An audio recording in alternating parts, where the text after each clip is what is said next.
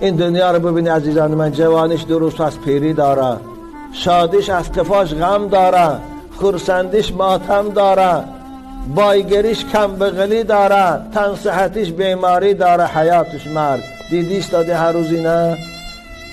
اما خدا برای شما بستانسرای جنت آماده کرده است. وقتی که ایمانی به خدا داره، وقتی که ایمانی به پیغمبرای الهی داره، وقتی که ایمانی به کتابهای آسمانی داره، وقتی که ایمانی به تقدیر داره، وقتی که ایمانی به زنده شدن روز قیامت داره، موافق به ایمان تا 5 وقت نماز تا بخوانه، هر سال رمضان مبارک روزش گیره، از حرام های خدا خودتان نگه داره، مثل عرق نوشی و زناداری، دزدی، خائنی.